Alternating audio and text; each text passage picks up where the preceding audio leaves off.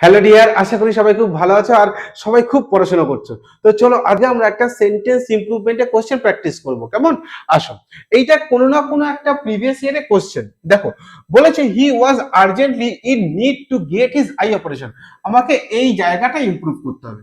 তো এই আমাকে চারটে অপশন দিয়ে দিয়েছে। হ্যাঁ, দেখো এবার তার আগে জানি ইন ইন নিড অফ।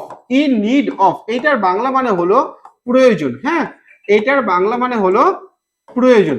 আচ্ছা, এই ইন নিড অফ এইটা হলো একটা প্রিপজিশনাল ফ্রেজ। যেমন মনে করো ইন প্লেস অফ মানে কি কোনো কিছু পরিবর্তে, যেমন মনে করো ইন স্পাইট অফ মানে তা সত্ত্বেও।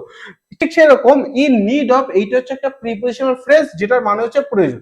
মনে করো এটা যদি আমরা একটা সেন্টেন্স লিখি, যদি বলা হয় হি ইজ ইন নিড, হ্যাঁ, ইন নিড অফ মানি, এইটা মানে কি?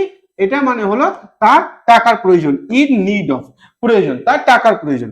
এইবার দেখো তাহলে আমাদের in need of, in need of এইটা ইউজ করা হয়। তো নিডের পর আমরা অফ ইউজ করব, এইটা আর একটা হবে না, এখানে একটা অপশন হবে না। ইন নিড অফ এইটা হচ্ছে অফ অ্যান আই অপারেশন, মানে তার ইমার্জেন্সি, তার একটা চোখের মানে আই অপারেশন দরকার। In need of I operation প্রয়োজন তার। বোঝা গেল?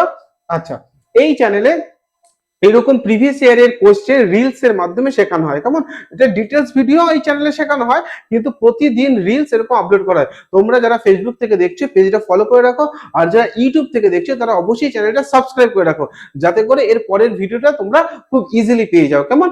আচ্ছা ঠিক আছে, তাহলে মন দিয়ে পড়াশোনা করো। আমাদের দেখা হচ্ছে তাহলে পরের ভিডিওতে।